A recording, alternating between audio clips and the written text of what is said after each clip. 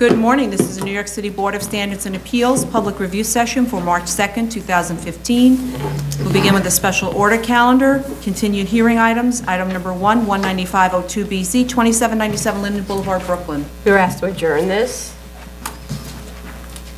Appeals calendar, continued hearing items. Item number 2, 18014A, 332 West 44th Street, Manhattan. Okay, bravo. Continuing to be such an interesting question. In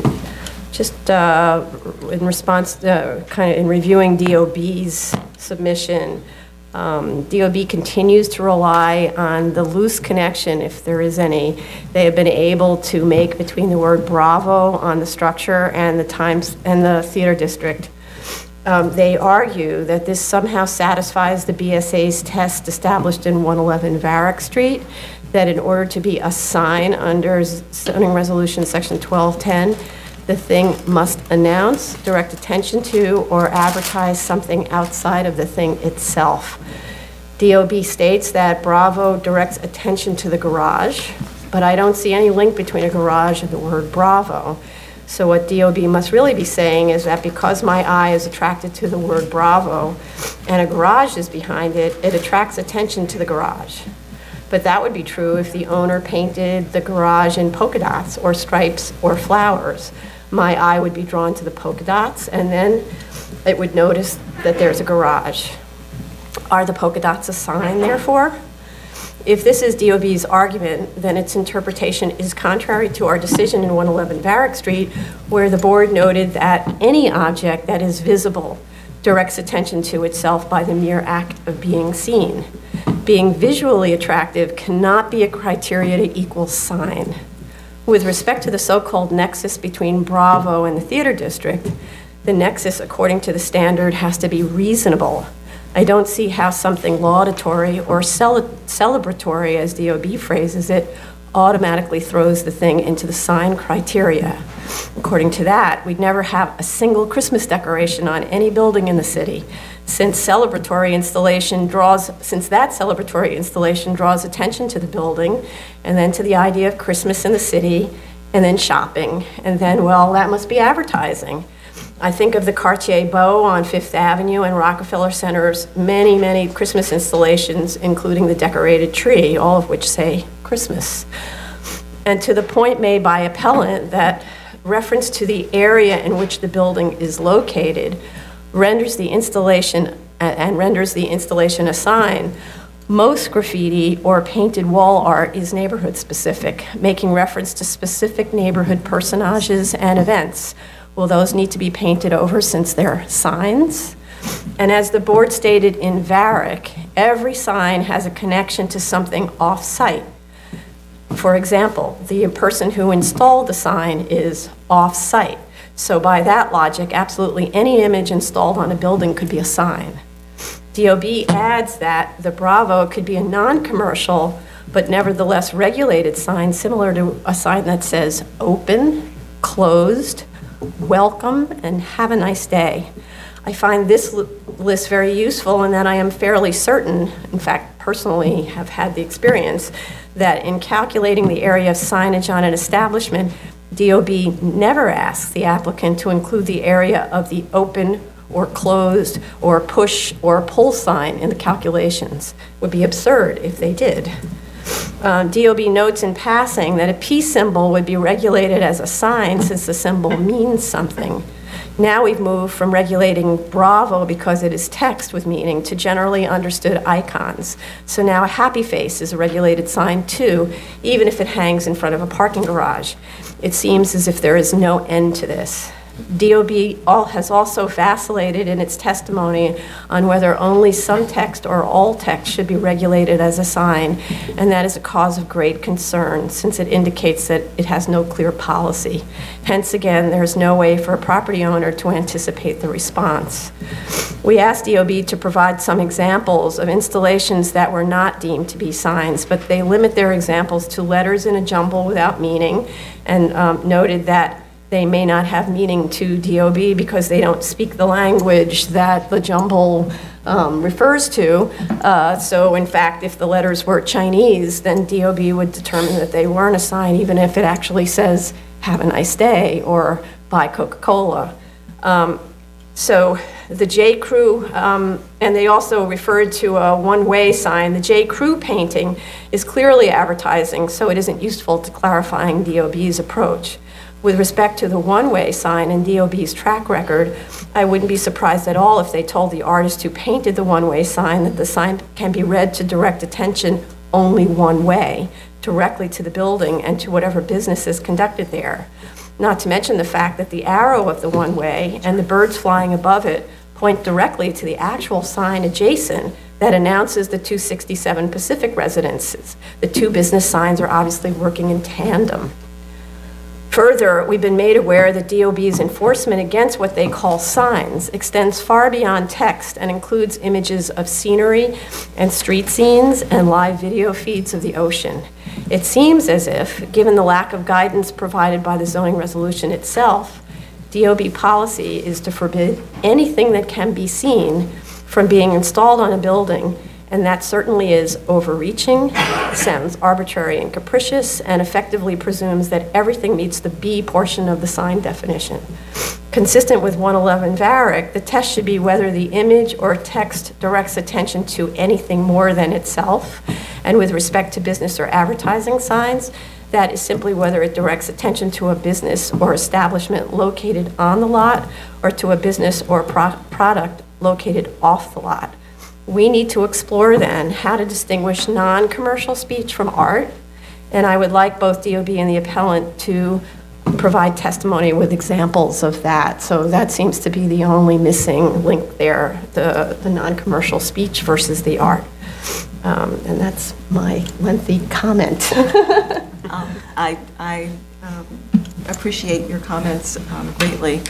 I too have sort of concerns about the idea that all words or any pictorial thing that one could say communicates something is a sign just because it communicates something. I don't know what the line is necessarily between art and the communication of a particular thing or an idea.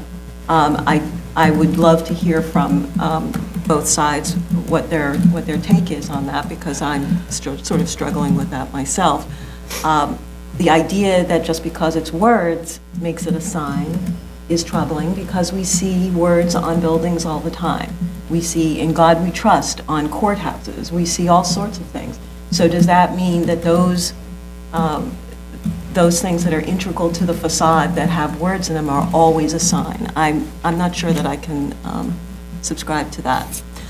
I did think it was interesting that the company is talking about that this is part of a larger marketing scheme, and I would be interested to know whether or not the word "Bravo" or any other words are they considering on any of their other facilities.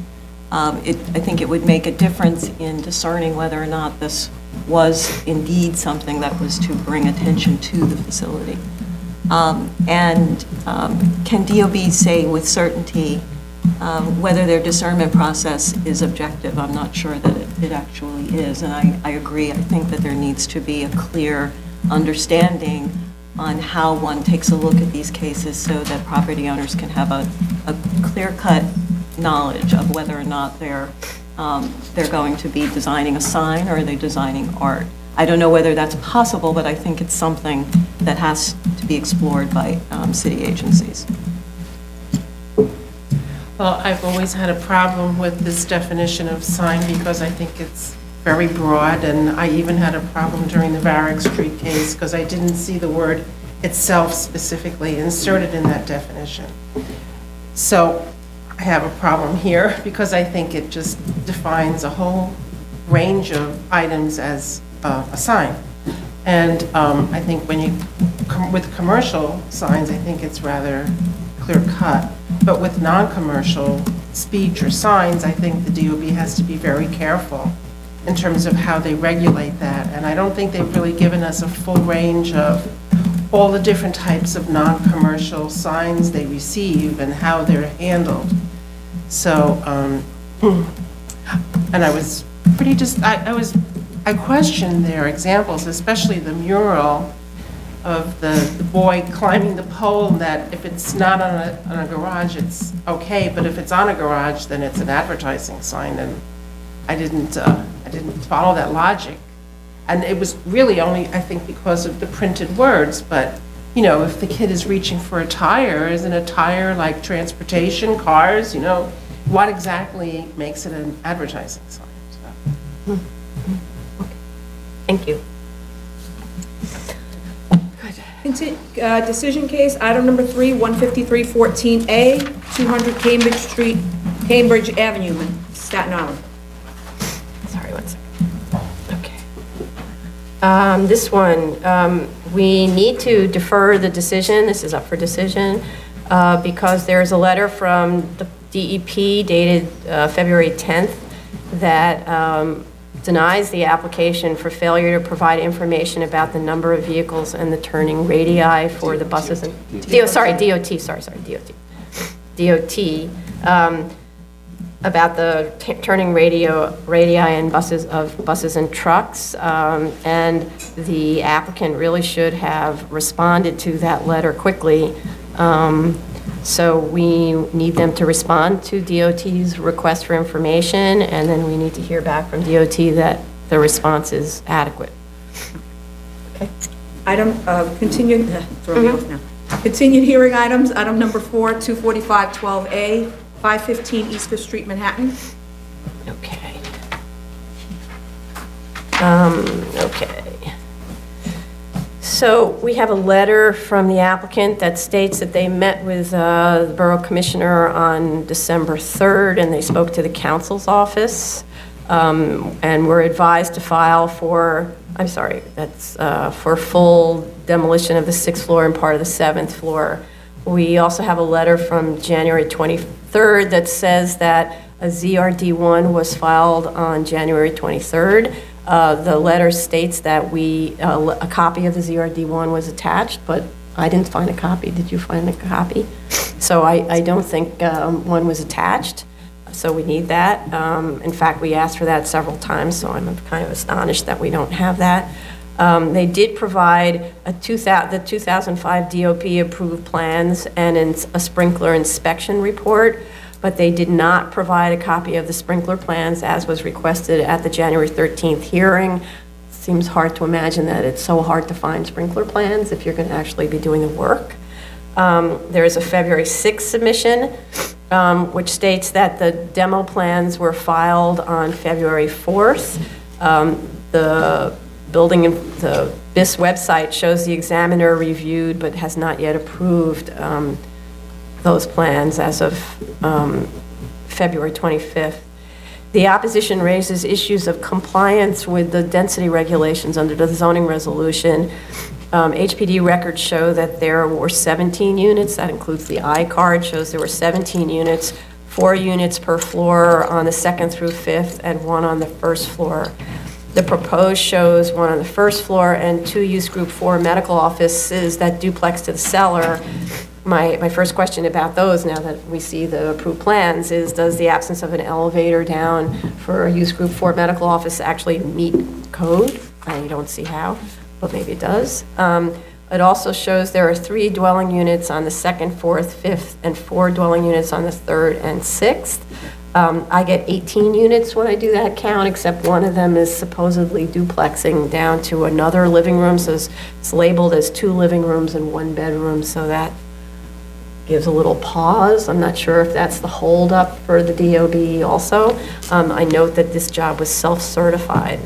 The Schedule A relies on the duplex to stay at 17 units. So we really need the ZRD1 with the drawings that were submitted with the ZRD1, and the submission to DOB with respect to the demolition of the penthouse floor and the sprinkler plans. This is something we asked for at the last hearing, and I'm not sure why we don't get these things when we ask for them. Any other?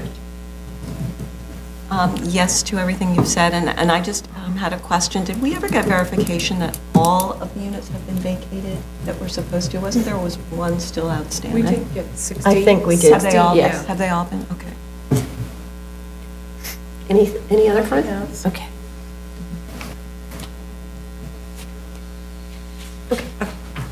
A new case, item number 5, 12614A, 3153 Richmond Terrace, Staten Island. We're still waiting for DEP.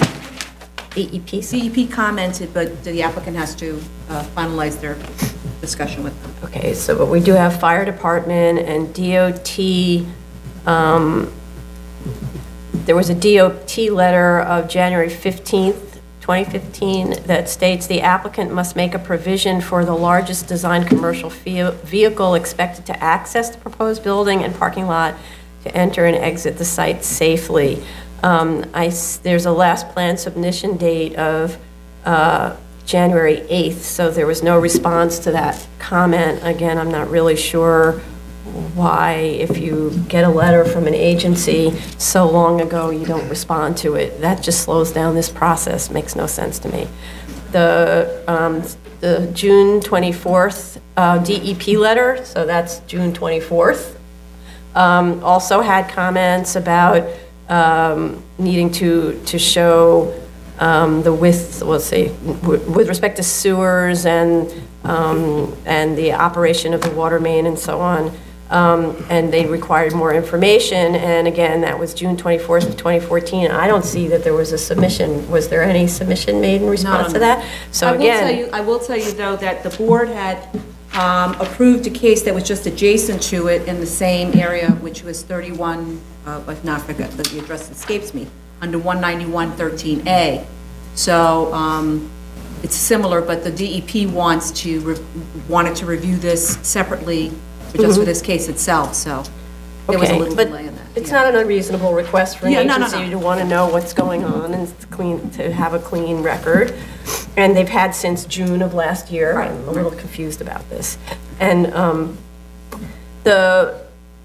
then there was a request in the letter that's just sort of general bulk waiver request, which I know is sort of boilerplate that's thrown into these applications, but doesn't really make sense when it's not needed.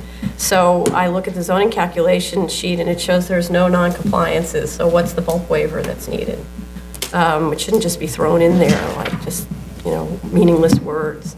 With respect to the other buildings that are described as being in the bed of MAP Richmond Terrace, we don't have information other than that one office building that's also on the same zoning lot about whether they received GCL waivers. So how do you know, and my question, how you know that they're in the bed of a MAP street then? So do you have surveys? I mean, how are you actually able to tell whether they're in the bed?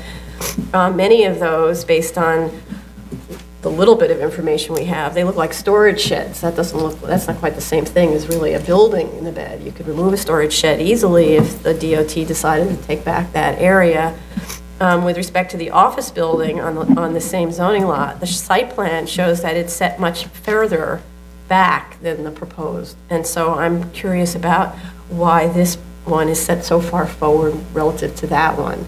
The DOT's comments, it says the improvement of Richmond Terrace at this location, which would involve the taking of a portion of the applicant's property, is not presently included in DOT's capital improvement plan program, which is one of our tests.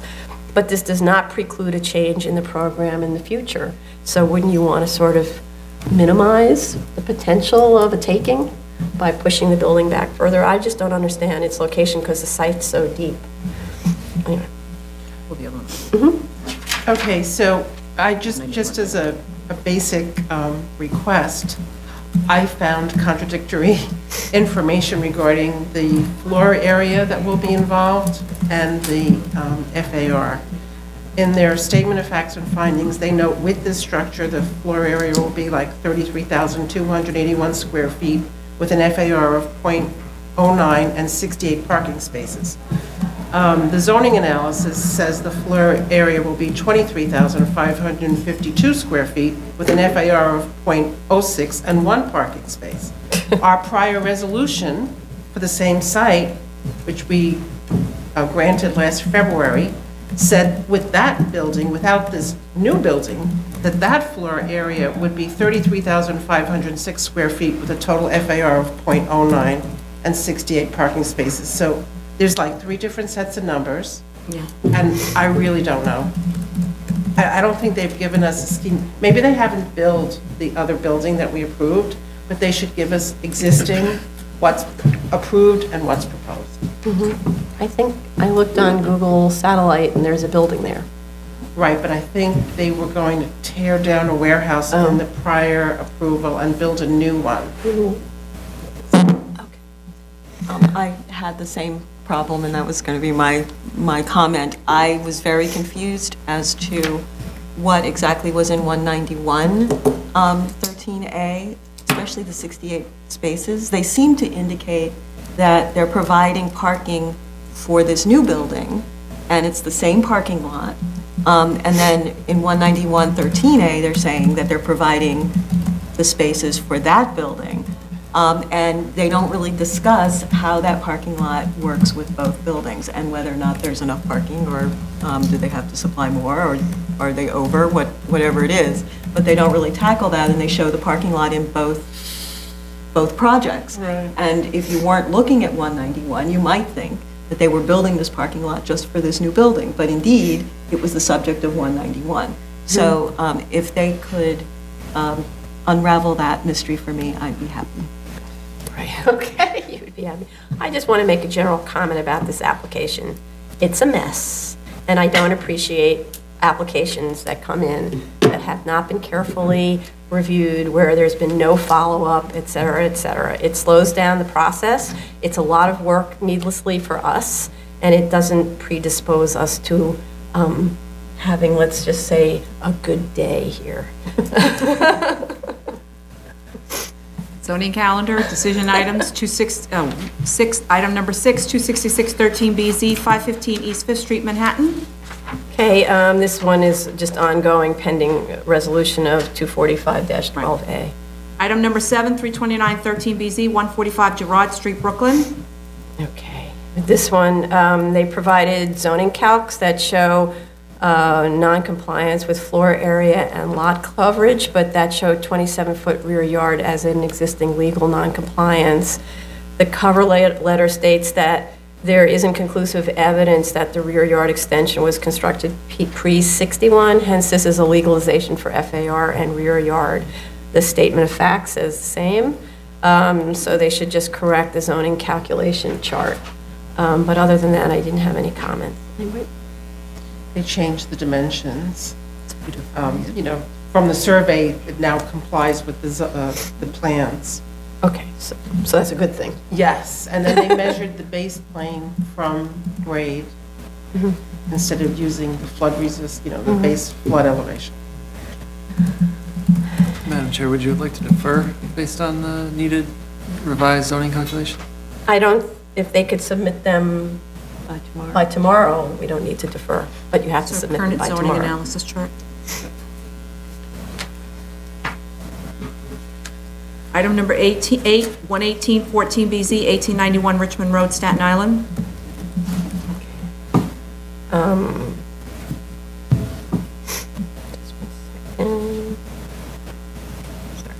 Okay.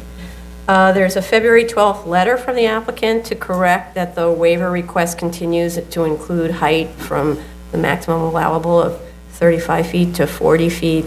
But in fact, because this is kind of one of those odd affectations of the zoning, because this is a variance to allow multifamily in an area where it's not permitted, this is actually like a use variance, therefore the bulk is determined by the board. So it's good to point out that the building is higher than what's normally allowed, but it's not actually a variance from that.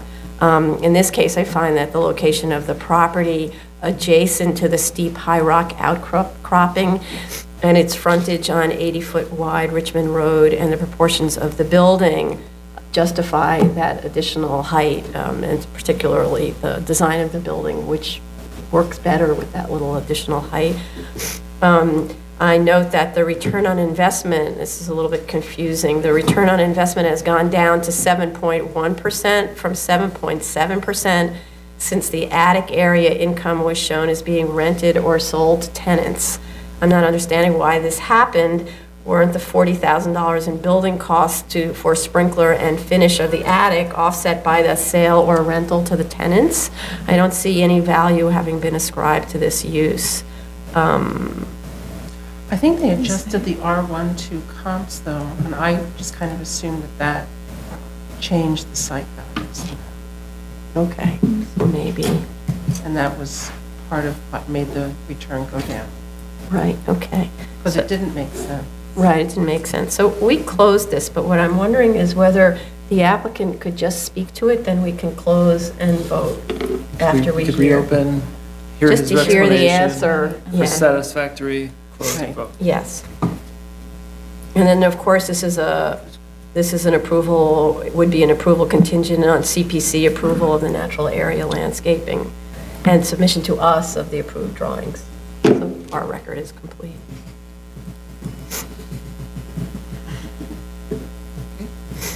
Okay. Item number 9, 15414 BZ, 6934 Fifth Avenue, Brooklyn. Okay. Okay, this is that cute little addition,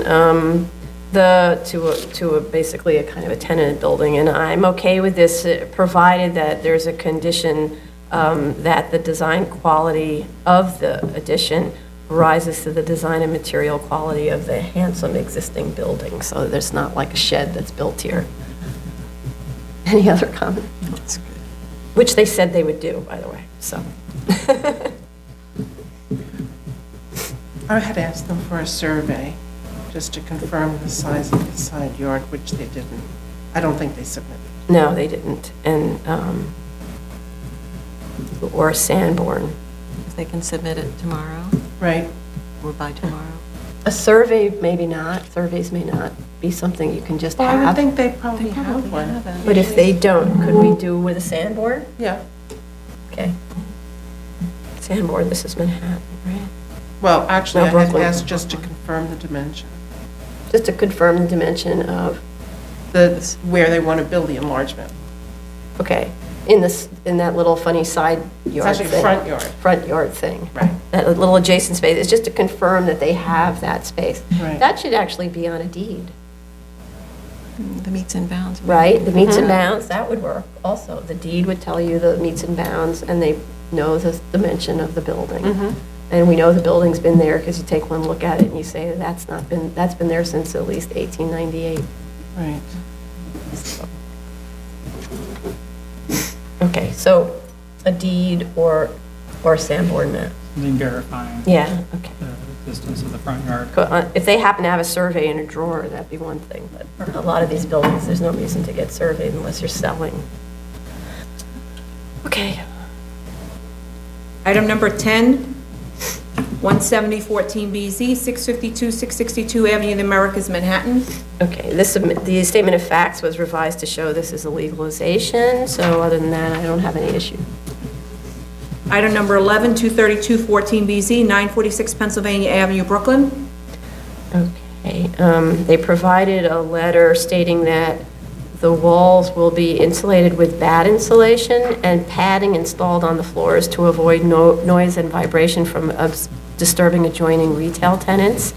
The letter also states that the shopping center was developed in 1989 and that required parking was provided off-site at 850 Georgia Avenue, and that the proposed PCE use has the same parking requirement as the prior retail of one space per 300 square feet, so there's no increase in parking spaces needed. So I was, of course, curious, okay, where's 850 Georgia Avenue and where's the parking? And I tell you, I spent a lot of time looking. There is no 850 Georgia Avenue in any database, not even anything between, say 830 and 860 or something like that. And I see there was a BSA approval in 1971, which was not mentioned on this application. Don't know what it was for. Might have been for some totally unrelated thing. Earlier, the C of O's are from 1972, so it indicates that the building actually dates to 1972 or 71. as opposed to 1989. So my first question is this building in compliance with its own C of O? The C of O actually makes reference to parking on 850 Georgia Avenue. And, you know, satellite images, I don't see any place where you can put parking. So I think this would need to be deferred until we get an answer to that. So we're reopening. Or reopen once we get a response. Okay. Continued hearing items, item number 12, 28612BZ, 1925 Union Street, Brooklyn. We're asked to adjourn this. Item number 13, 155 13BZ, 1782 East 28th Street, Brooklyn. We were asked to adjourn this also, but as this will be the 4th adjournment since August and the 5th adjournment since July, I think we need to take this off the calendar until the applicant is actually ready with a complete submission.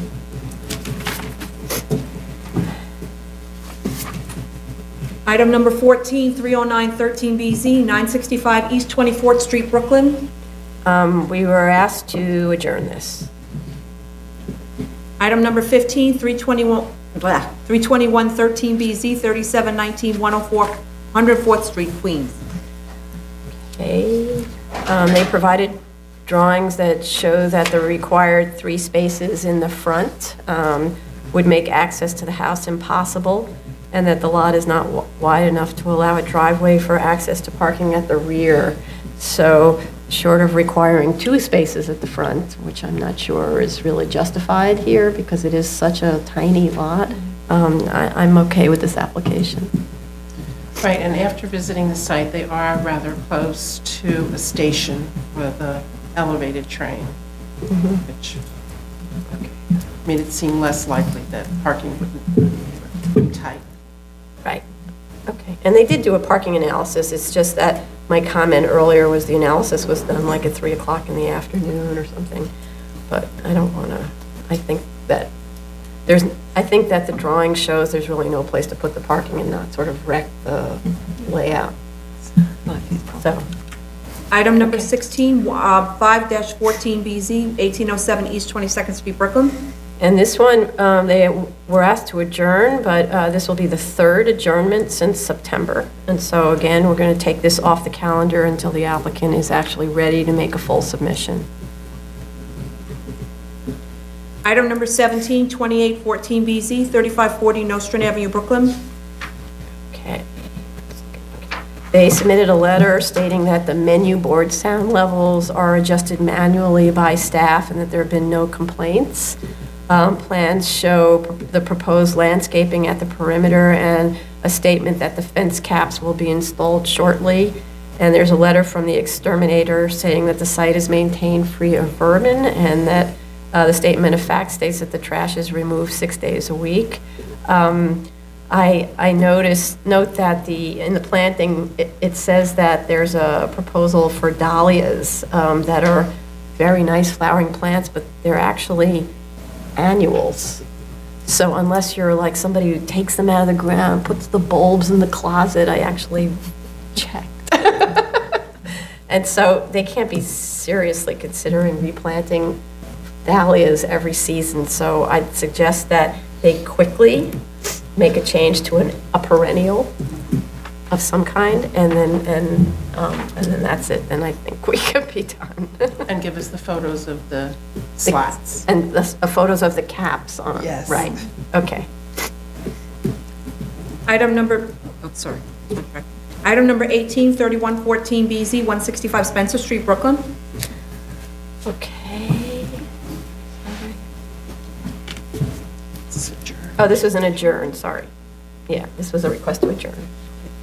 Item number 19, 4414BZ, 92 Lake Street, Manhattan. Okay, there's a letter of February 24th with a proof of notice to adjoining tenants. There's an LPC-approved plans and a certificate of no effect. There is a statement regarding compliance with conditions in the FEIS with respect to the 180-95BZ that was granted in 2000. There's confirmation that the tenant recreation space continues to exist in the building. The drawings show that there is sound insulation at existing demising partitions, but not necessarily adjacent to the retail space. But I note that because this is affecting an action by the BSA in 2000, this is tied into a substantial compliance letter that was submitted, and there are a lot of open issues with that compliance letter, so we will not be able to close this until that's been resolved. So, Right, we sent the applicant a request for some information. okay. Council did, Becca did.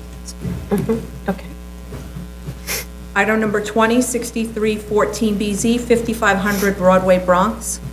They provided the massage therapy license. They provided photos showing that the street entrance opens to stairs leading to the cellar and states that isn't floor area. However, that's not actually how floor area is calculated.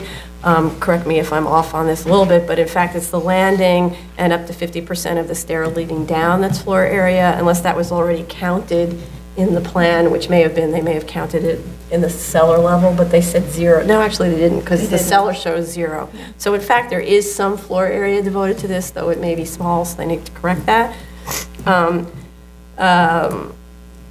Okay, they provided documentation that the sprinkler and fire alarm are operational and up to date on inspections, although there is no way to tell from what was submitted that this is information that pertains to the PCE in the cellar. Also, there's no fire alarm documentation that was submitted as was requested by the fire department, and we need the fire department to review this. I don't think we got a comment on that. They did add the BSA standard notes, and I believe we're still missing DOI sign-off. Any other comment? Item number 21, I'm sorry. Go ahead. Oh. Item number 21, 9114BZ, 3420 Bedford Avenue, Brooklyn. Okay, this will be the 4th adjournment, requested now as an adjournment. This will be the 4th since October. So we're going to take this off the calendar until the applicant is ready to submit a full application or withdraws the application. Item number 22, 11414BZ, 2442 East 14th Street, Brooklyn.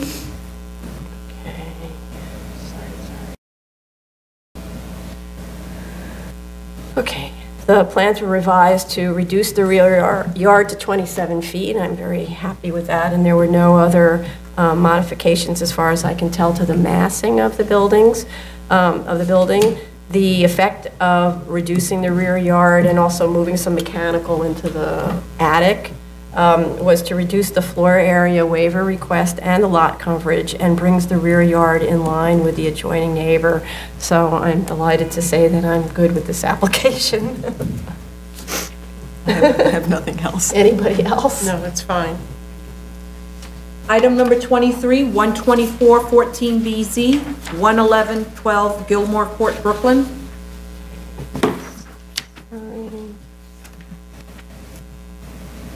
So they provided photos. There was a concern about this courtyard in the adjoining apartment building and the relationship to the property. They did provide photos of that. They revised the drawings that significantly modify the project. An axonometric was promised in the cover letter but not provided in the submission unless somebody else saw it. I didn't find it. There is a note on the section that says raised level of cellar above floodplain, and the cellar slab was raised compared to the prior drawings to elevation 2'7". I'm not understanding this. This is a base flood elevation neighborhood of 10 feet. Are these elevations not measured to national, however you say that, NAVD 88? I just don't know what this is. Do you know what this is? Yes. The plans still don't really comply with flood regulations. At this point, the elevation of +10, you have to convert from Brooklyn datum to the NAVD. But that's a difference of like 2 feet. That's not a... Well, actually, the flood elevation is just about at grade. But then you have to design to 2 feet above. Flood-resistant construction elevation, and that 2 feet is actually the bottom of the lowest horizontal supporting member. So that when you add the joist and then you add the floor, you probably have another foot. So their first floor is not adequately raised, And I question whether they have mechanicals in the cellar, Right. which are below the floodplain. Right. And then I believe you have to fill in the cellar, and they're just going to have a crawl space. Right. So, They raised the floor, creating a pretty high cellar, which you could have storage in. well, no, I think they have to fill the entire cellar up to Oh, really? grade.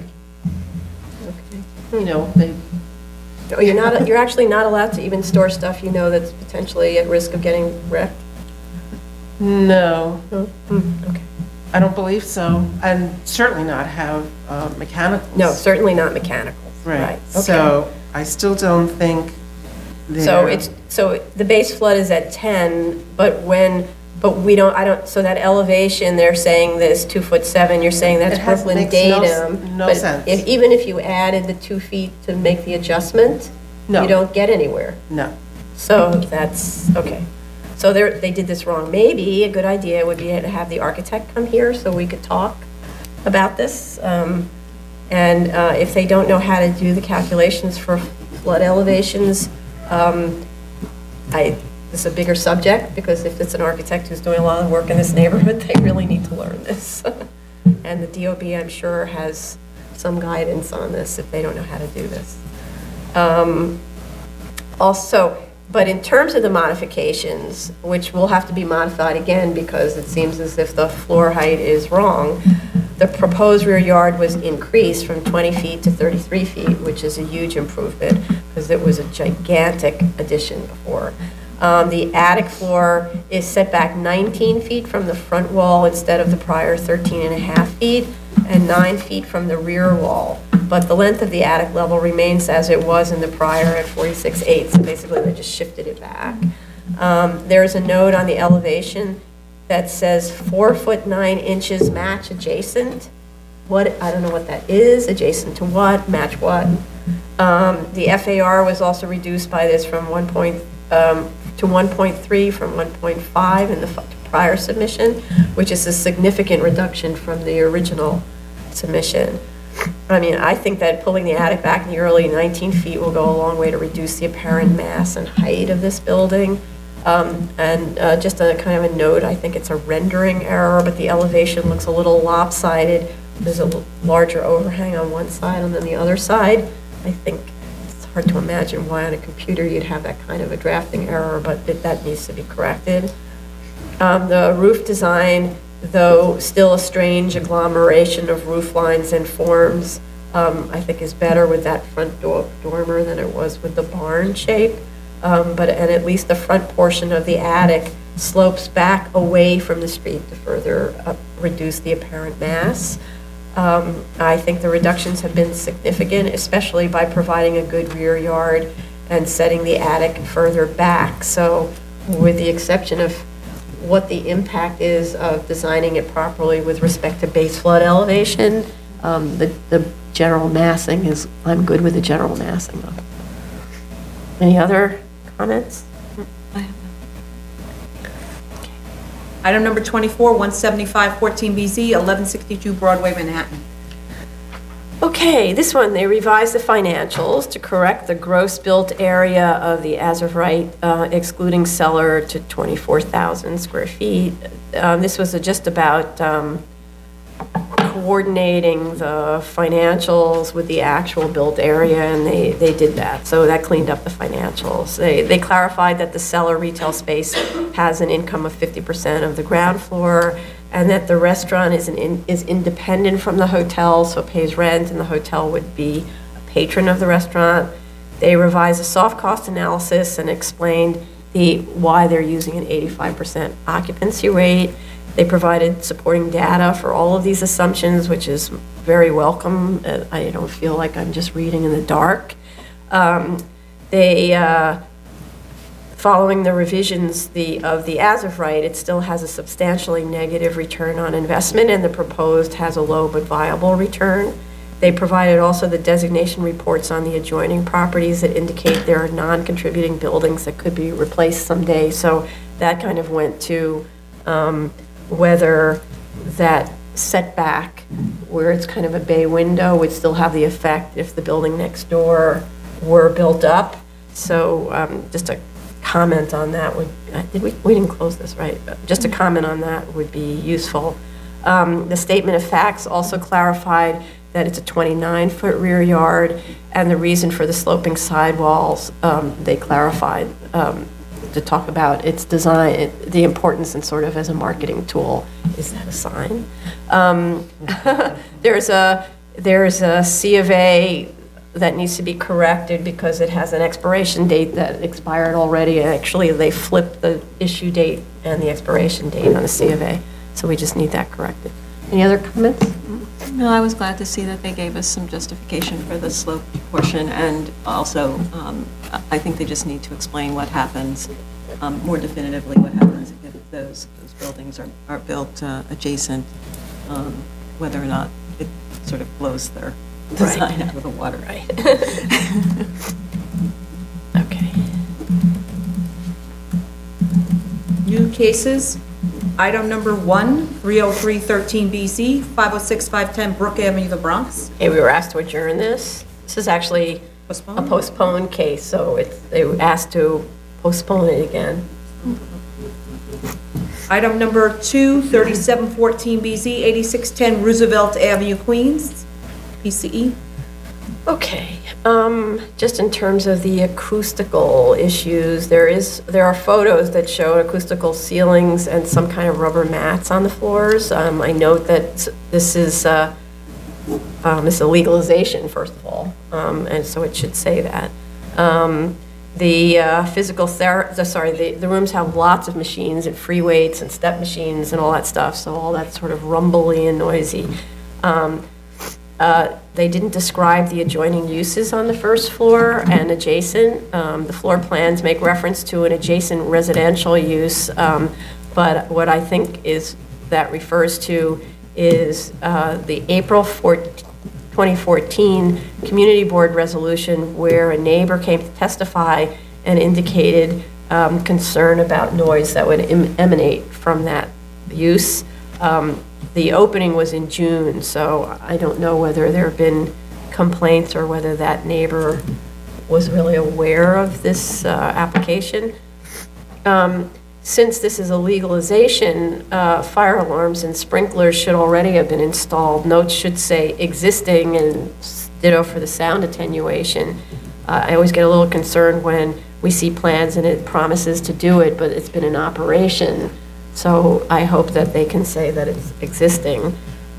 With respect to the sound attenuation notes, there's just a block of notes rather than showing on the drawings where the acoustical measures were taken. For example, it says 25% of the acoustical ceiling is hung with acoustical ceiling. Well, which 25%? So there should be a drawing that kind of overlays where the measures were taken. And then a question. What is the parking situation in the area?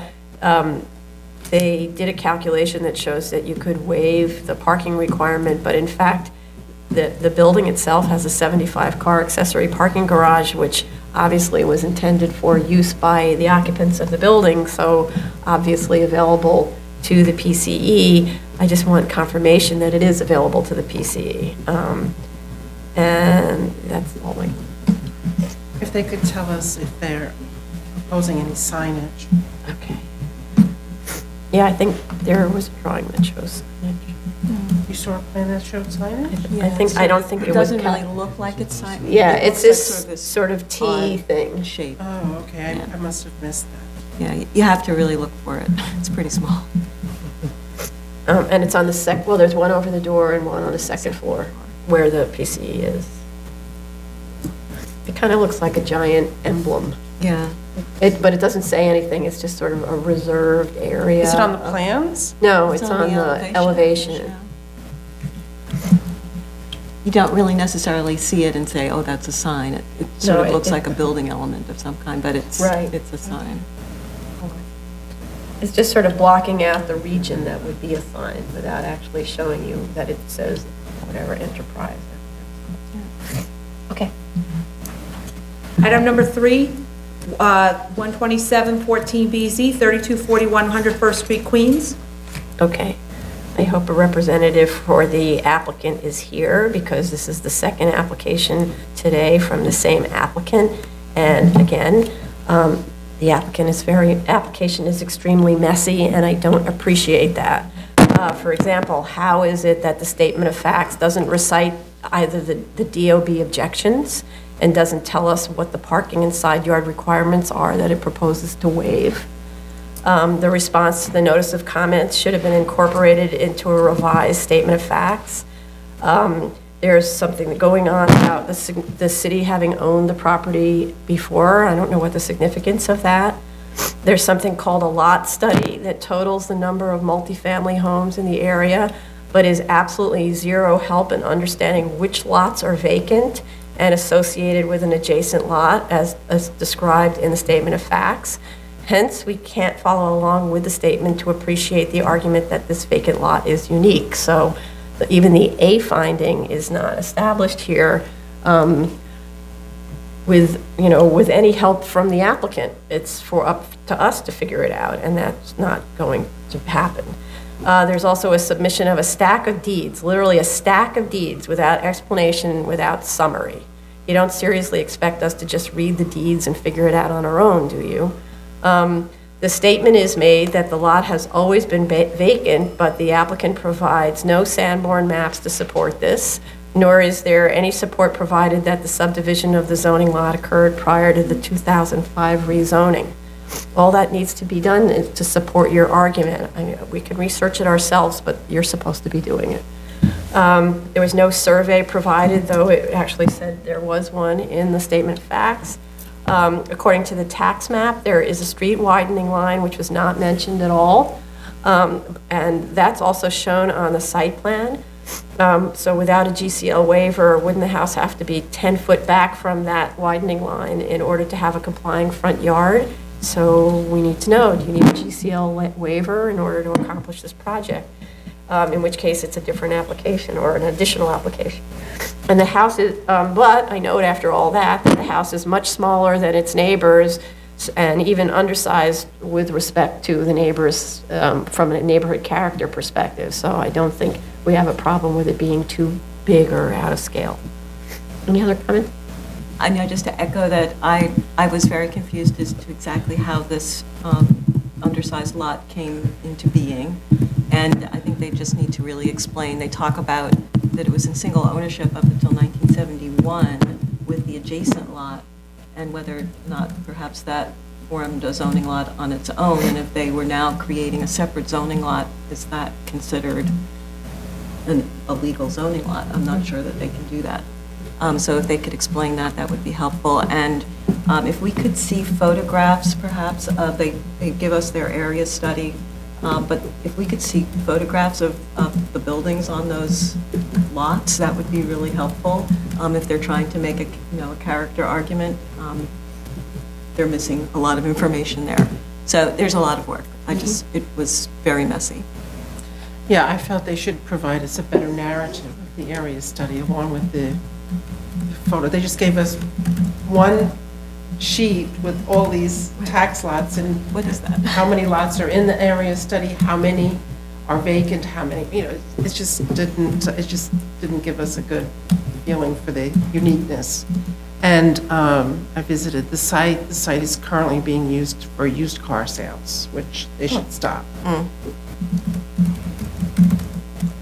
Oh, there were photographs showing it as vacant. They Well, moved the since cars to that take the time- picture. Since that Because time, they have a this- sign up that says used car for sale, and Because, by the way, so Google Satellite shows cars parked there, and then the photograph shows it nice and tidy and clean. well, So that was like, okay. There were cars there. Yeah, there were cars there.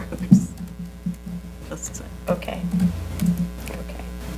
So, again, it's a really bad application, really badly done. I can't put it more strongly any other way. No more bad applications from this applicant. That's the end, okay? Everything else will be turned away.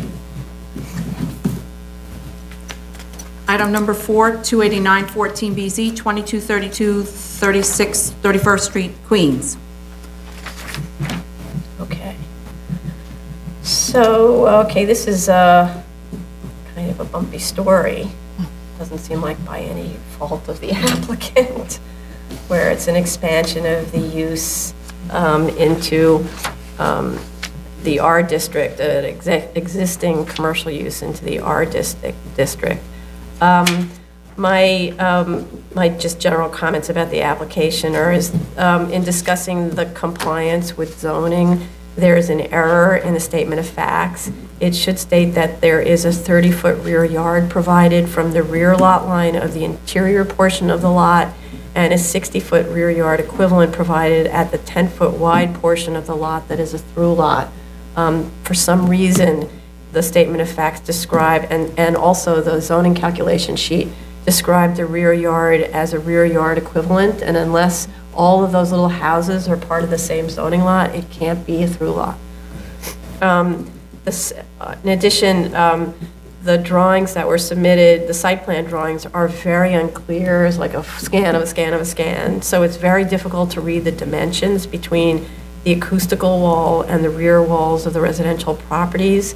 The statement of fact says it is 65 feet to the dining area, but it may be 55 feet based on the string dimensions that I think I could read. And I would like to know what is the distance from the acoustical wall to the wall of the residences as opposed to from the dining space. And they need to clarify and add missing dimensions for both the width and the length. And it should be on the site plan and on the first floor plan as opposed to kind of flying around. Then also, according to the photographs, the so-called acoustical wall that's supposedly, according to the statement of facts, installed in early 2014 is only raw, very unsightly plywood that faces the neighbors. The statement of facts indicates that the acoustical wall that used Acoustablock and Acoustafence were installed in early 2014 just as the special permit was about to expire.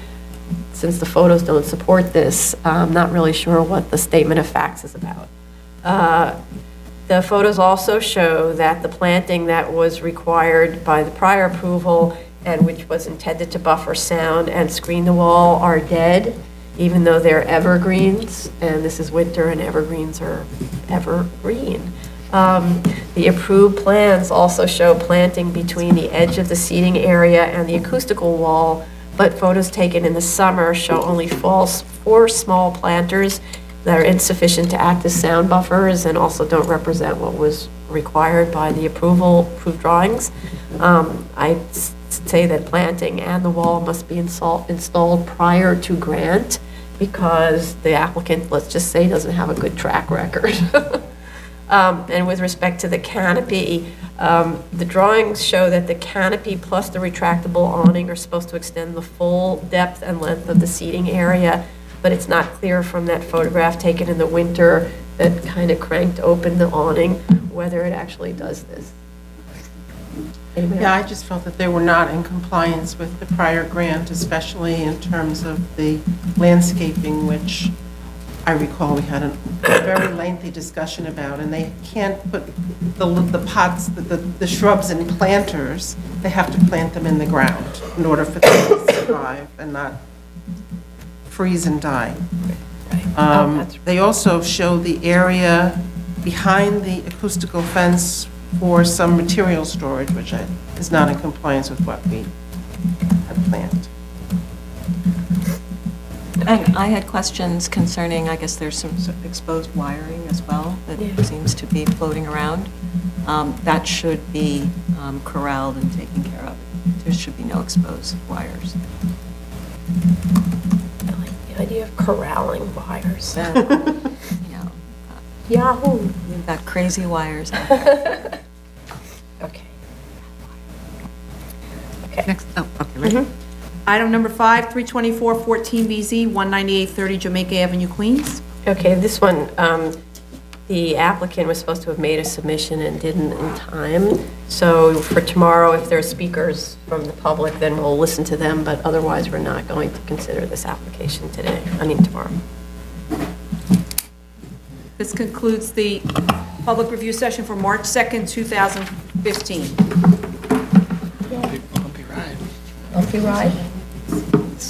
So many So We've the, asked for that we're not given. So, the one on Gerard Street, can you turn off your